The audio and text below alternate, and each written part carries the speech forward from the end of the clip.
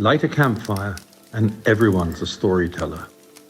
Join us for some thought-provoking and beyond fireside chats. Hello and welcome to Leave Our World a Better Place. My name is Kasha and today I'll be talking about the topic of travel during COVID. As vaccination programs take place around the world and lockdowns ease in many countries, many of us would love to take advantage of our newfound freedom to take those trips that have been postponed for far too long. This may be tempered by fear of the unknown and concern of what travel might look like in this unprecedented time.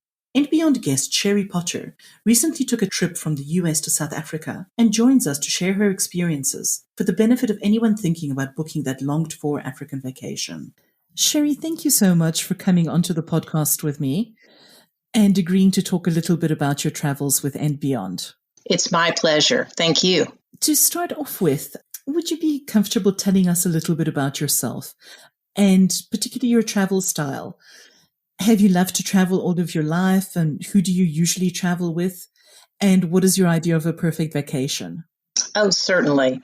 I have always enjoyed traveling, even as a small child. And I think the best part is always having new experiences and meeting new people.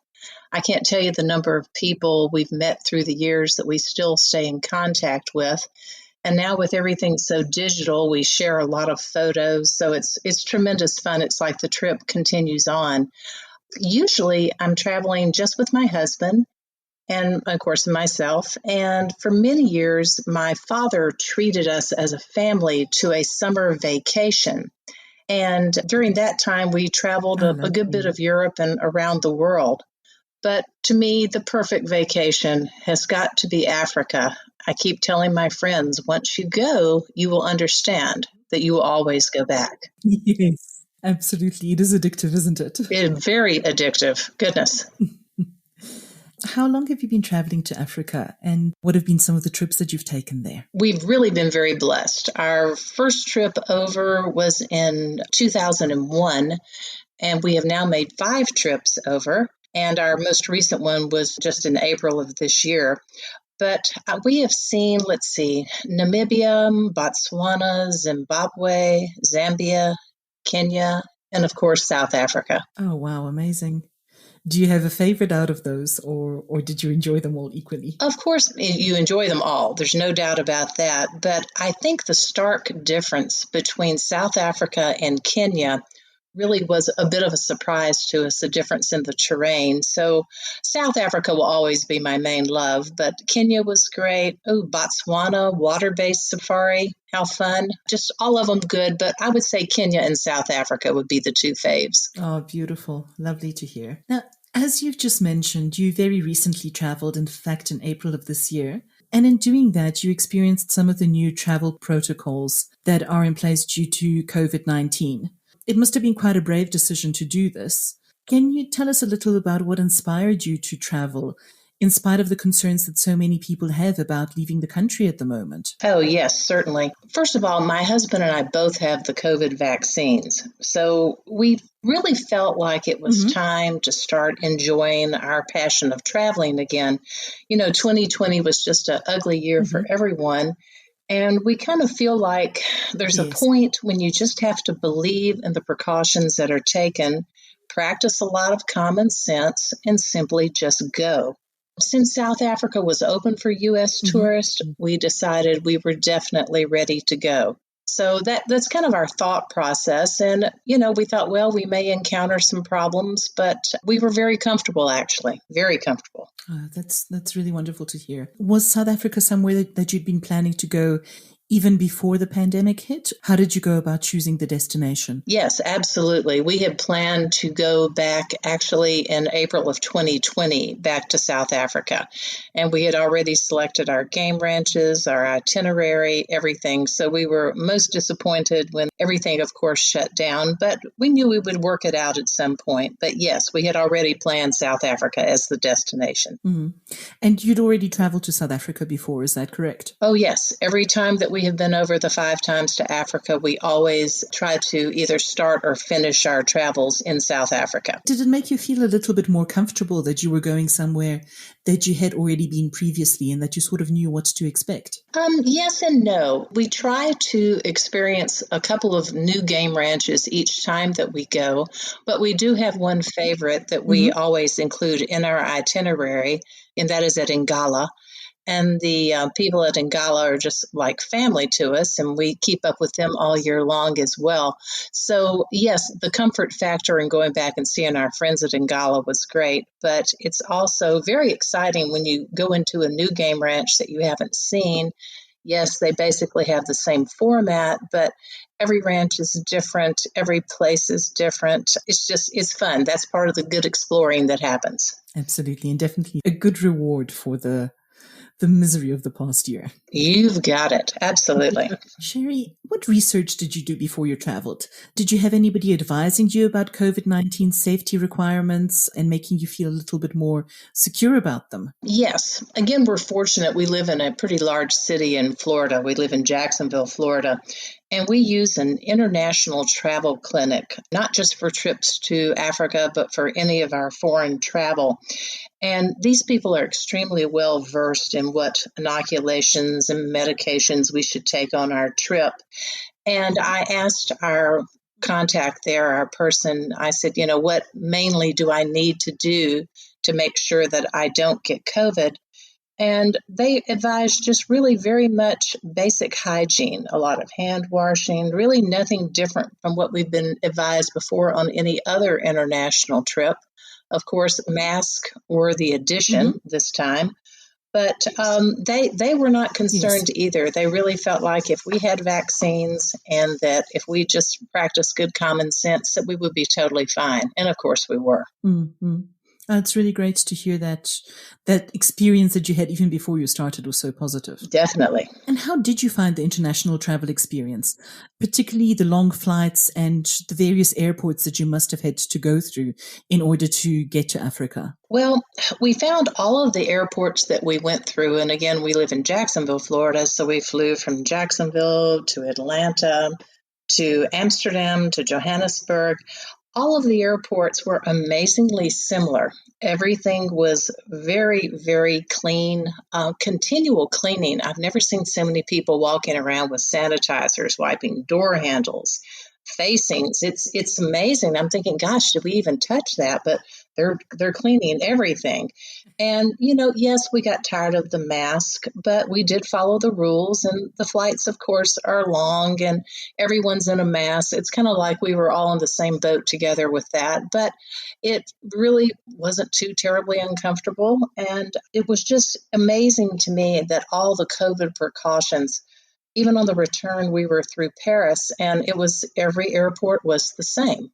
And especially, I would say Johannesburg might have been one step above in the amount of cleaning going on. It was, from the moment you stepped through the first doorway, there's someone there advising you, here's hand sanitizer, and then they clean the door handle that you may have just touched. And it's like I told a girlfriend of mine, I wish my house were that clean. It's amazing. Truly amazing. Yeah. Absolutely. Then once you landed in Johannesburg, could you briefly describe your trip, how you got around from place to place and where you stayed? Sure. When we landed in Joburg, there was a very nice thing Ambient did for us of a meet and greet, there's nothing more fun than to hop off that long flight and see your name on a card. Yay, you're in the right spot. So as we came in and then got down to baggage, we stayed at the Intercontinental Hotel right there at the airport, which I can't say enough great things about those people either and how clean their place was. But anyway, getting around place to place, we flew on Federal Air, which is I guess it would be considered a small charter group to go between the game ranches. We originally had planned to fly on SA Airlink, but they had decided to cancel their inter-game ranch flights due to, I guess, lack of activity, the number of guests. And I'll tell you, this is where Janine Crawley, our agent there with you at Yes. And Beyond, came in and just did fantastic for us. She quickly got us booked into Federal Air, and this was all maybe days before we left. I never had a single worry. Janine had it all under control, to say the least. I guess the best part about Federal Air and even SA Airlink, had they been flying, they fly you directly into the strips at the game ranches. So there's no car work being done. There's no long overland kind of travel. So we first went to Ngala and stayed at Tinted. From there, we went to Kirkman's. And from there, we went to Tingeely River Lodge and then back to Joburg and home. Oh, wonderful. So really hitting all of the safari highlights. You bet. What was the experience like once you arrived at the game lodges? Were the guests and the staff required to wear masks, or was there social distancing, and what precautions were being taken? Well, once again, everything. Of course, when you step off Federal Air, you're into a game vehicle. And the first thing that's handed to you is a squirt of hand sanitizer. And they advised then that they had already, done all of the surfaces in the game vehicle. The gentleman driving the vehicle both had masks on. I inquired if we needed to wear a mask, and they looked at us and said, your personal preference, which just Woody and I, my husband. So we said, nope, we'll just ride in the open air and enjoy it. And when you got actually to the game ranch, I did miss those hugs that you get when you normally arrive, but it was all very safe. Everyone is, bumping fists or elbows. And even though, you couldn't see those smiles, you could see those shining eyes that they were happy to see you. But everything, just again, I can't tell you, any handrail you touched, anything, you were advised that everything had been cleaned, and you continued to see the cleaning going on. So it wasn't just we're going to talk about it. It was really, really done. Your temperature was taken, I guess, every couple of days at the game ranch, and continually staffed, no matter if it is a housekeeper, a bartender, chef. Everyone has a mask on all the time. Okay. And in terms of the dining experience, what was that like? Did you have private dining? Did you eat as part of a group? How was that managed? Well, of course, dining as usual is one of the major highlights of the day. So fun. And just the chefs are still fantastic. The fresh food is still there. I was really sort of expecting things to have been scaled down in dining just from simply the supply standpoint, but not so. Everything was exactly as we remembered. Tables were easily, I would say, 10 feet apart, not even 6. And usually we dined as a twosome, but unless we had met people in our game vehicle that were also vaccinated, we would make a plan and they would meet us at our table or meet us at the bar. And that was just simply personal choice. So yes, we never dined like with a large group or anything, but I did see some larger groups, maybe a company group that was in Ngala Tinted that may have had 10 or 12 people, and they dined together. But no, you were always given the option and you were made very comfortable with that. Mm-hmm. And the actual safari itself, was there a limited number of guests on the safari vehicles? And did you still do those wonderful morning drinks and sundowner stops that you usually do? Oh, yes. Oh, yes. And as far as number of people, maybe it was just because there were so few of us traveling right now. A lot of times it would just be the two of us on the vehicle, which, oh my goodness, talk about getting spoiled. Your own private game drive. Fabulous. The most we ever had in one vehicle, I would say, was 6 people, and that was a family of 4 that were from Cape Town that were with us. And again, they had been vaccinated. It's really interesting. It's like when you meet people that are going to be on your vehicle, we all share if we've been vaccinated or not. Is everyone comfortable with no mask? And, if anyone would have said, hi, we'd really prefer you wear a mask, we had them with us. We were ready to go. But in the open air, it really just did not seem that important. And as far as the morning stop and then the sundowners, those still occurred. But once again, hand sanitizer is sitting right there. And even from the time you get off the vehicle, Your game guide has got that hand sanitizer in his hand, and he's asking you to put it in your hand before you even approach the sundowner table. And everything's individually wrapped. There's no like communal eating of items, and the beverages are very carefully prepared and handed to you. But even with all of this going on, you really don't feel that much different than maybe I did 3 years ago when I was there. It's not a noticeable, it doesn't cramp your style of your safari, not at all. And that was actually going to be my next question, was about the hospitality element. You'd mentioned that you missed the welcoming hugs and the smiles. Did you ever feel that, well, it's perhaps not the same? It's not, the experience isn't as warm, or you're too overwhelmed by all of the precautions? Or did the staff find ways to get around that? Oh, they definitely did. And no, not at all. Like I said, I miss seeing those smiles, but those, as I call them, the happy eyes, I could see all of the time. And I think everybody went even a little bit further out of their way to make everyone comfortable. Already your accommodations are simply gorgeous, but there might be a couple of extra flowers in your room. There might be, just different things that were done. Of course, meeting you with your favorite beverage when you got off the game vehicle, things like that. They went out of their way, and everyone wants to chat with you. I think everyone is so happy to see tourists come back. They want to hear our story and hear where we're from. So, yes, it's great. Yeah, I think it's very much that the staff have really missed having guests so much. It really is it's so much a part of who they are. I think they're so happy to have people coming back. I agree. And one other kind of interesting thing, at Tingili River Lodge, there's a lovely manager lady there named Patricia. And we had met Patricia years ago, at least 10 years ago, at another lodge that was not Ambient, but she now works with Ambient. And when we stepped off the vehicle, first entering the lodge, we looked at her, she looked at us, and I said, "I know you." And she said, "Yes." And she said, "You're Sherry." And I'm going, "Oh dear, was I that bad or something that, you remember me?" And she goes, "Oh, I remember your family. This was a particular trip that my parents had gone with us, and my brother and his wife and niece. So we were sort of a big group, and I guess we're memorable in our own way."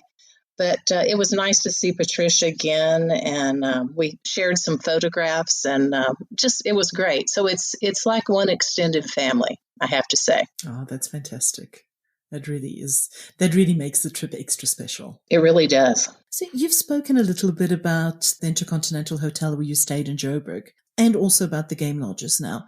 Do you feel that all of the properties where you stay sort of took the same precautions, and that all of the hotels took it to the same level in terms of making sure that you felt safe at all times? Oh, yes, absolutely. And Hotel Intercontinental, that is something sort of interesting. There were a number of hotels that are in the Joburg Airport area that are closed or were closed at the moment in April. And of course, the Intercontinental is just easily the most convenient because you walk right out of baggage, boom, right across the street, less than 3 minutes, you're at the front door. Now, this was the first time that we had encountered, besides the usual hand sanitizer, they even took a wipe and did all of the outside surfaces of our piece of luggage, our rolling duffels from handles to sides, everything, and the temperature check. Then from there, they had a gloved person open the front door for us. In we go up to the front desk. And again, there's the constant wiping, even though there is a clear panel between you and the front desk person. There was a very nice lady standing to the side, and once we finished our check-in process, she's again wiping any surface we may have touched at that desk. So it carries even forward to the gym. We were doing a light workout in the gym. Everything I touched in the gym, from a hand weight to the side of a treadmill, again, there's an attendant. So I would say the protocols are extremely in place at the hotels, and maybe even more so than the game ranches. Maybe they have a bit more international traffic coming in and out, and they also were very, very welcoming. But same protocols were basically in place at the game ranches. It's just, I was amazed hotels could have that much staff doing that much cleaning. Yeah. And in terms of the flights that you mentioned you were on with Federal Air, was there a limited number of passengers? What other measures were taken there as well? I know you said sanitizer, but did you also feel quite comfortable on all of the travel in between? Oh, yes, very much. And Federal Air, by the way, has a really nice, I guess, departure lobby area that's across the airport there at Johannesburg. And they pick you up at your hotel and zip you over to their side of the airport for their departures. And that lounge is just, that is almost worth going to see in itself. It's beautiful, gorgeous decorated, has inside, outside, and again, everyone there in mask. Then when it was time to board, this is a fairly small aircraft, maybe 10 or 12 seats. Again, your pilots have on mask. They've given you hand wipes, asking everyone to wear a mask on board, keep them on.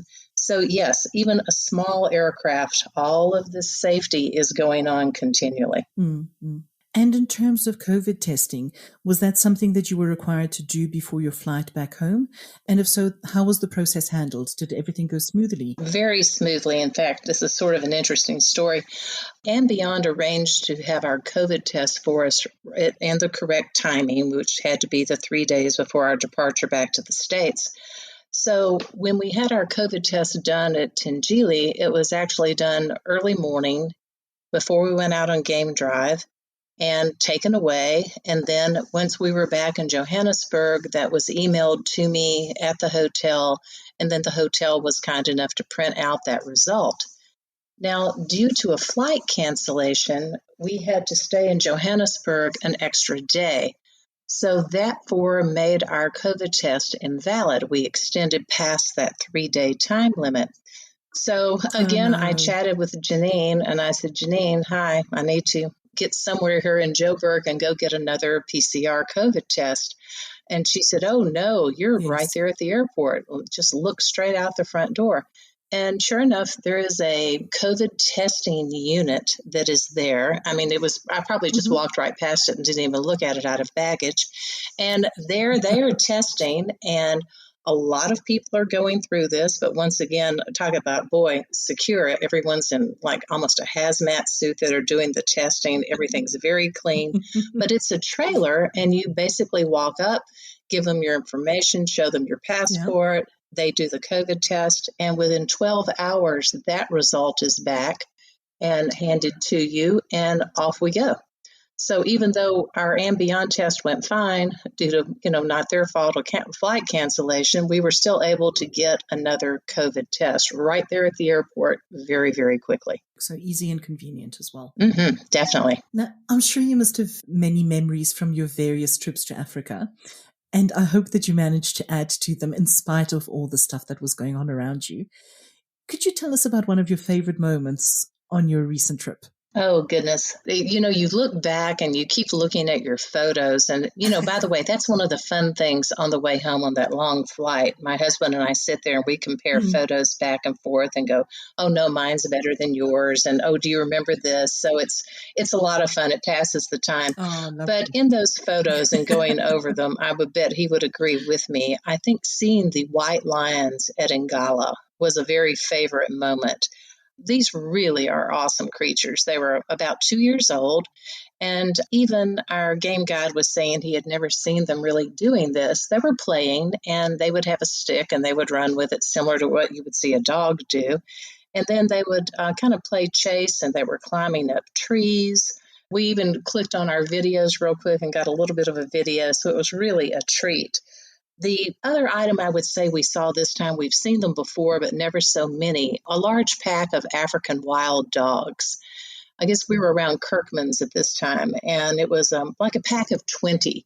And hearing them call to each other and watching their little family groups interact and run, that was fun as well. So yeah, those two on this last trip, I would say, were my favorite. Oh, that's wonderful. And I'm so glad that you got some photos and some video to remember both of those by. Indeed. How do you feel that your trip compared to previous safaris that you've had with Beyond? Did it live up to expectations, or do you feel that maybe the COVID-19 measures affected the experience in any way? I would say this trip was equally as good as our prior trips. Even with all the COVID measures going on, I really don't think it affected our enjoyment at all.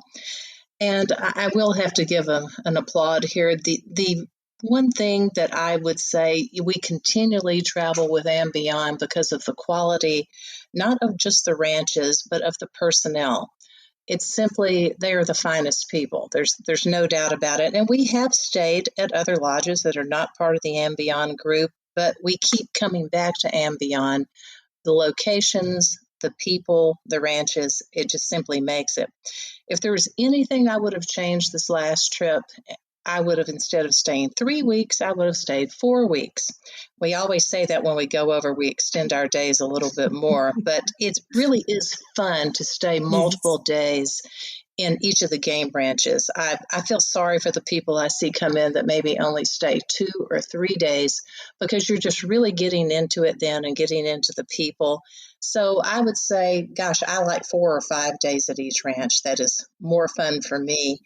And I think I mentioned that we've been to Ngala each time, and Dyke has been our game guide there. So it's always fun to see him again, hear about his family, which has increased now. He has twins, which I couldn't believe. And so I think Dyke's going to be there Oh. forevermore.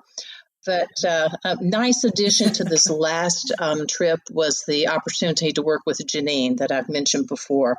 She's really quite good at handling the Mhm. details and the last minute changes. And, you know, when you have someone like that working with you, it just makes you calmer and more collected, that you just sit back and go, wonderful. It's all being handled. It's great. Mm. Can you tell me, just to end off with, what are your travel plans for the future?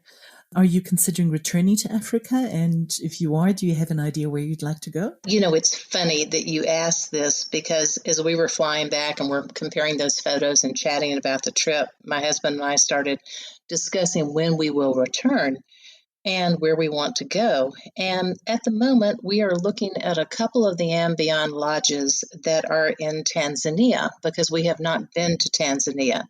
And then maybe swing back through Kenya, and then, of course, end in South Africa at Kruger again. And at the moment, we're talking May of next year to go ahead and do this. It's kind of like we say, we're not getting any younger, and let's go. Let's go back and see it again. It's simply too much fun. And when, like I keep telling my friends, when you leave Africa, you will plan to come back. So we want to do it next year again. Oh, fantastic. That is really wonderful to hear. And I think if you enjoyed Kenya, you would also love Tanzania. I bet we will too. And one other thing I want to say in closing, since we've been to Africa now 5 times and planning the sixth, anyone that listens to this podcast, I just want to encourage you to go. It's it's a matter of it. Your timing is important for your families and your lives, but I just am such a firm believer of exciting travel, and Africa, all parts of it are just inviting in that range. So I just say, please don't worry about COVID, because they have certainly got that well covered, and just go. Thank you so much, Sherry, for those encouraging words. I think a lot of people will be very, very happy to hear that. And thank you also for not only being brave enough to travel during such a upside down time, but also for being so very willing to share your experiences and your advice with other people. We really do appreciate it. Oh, you're more than welcome. I'm happy to do so. Thank you for listening to Leave Our World a Better Place. Don't forget to subscribe to make sure that you never miss an episode. If you'd like to find out more about And Beyond, please log on to our website at andbeyond.com.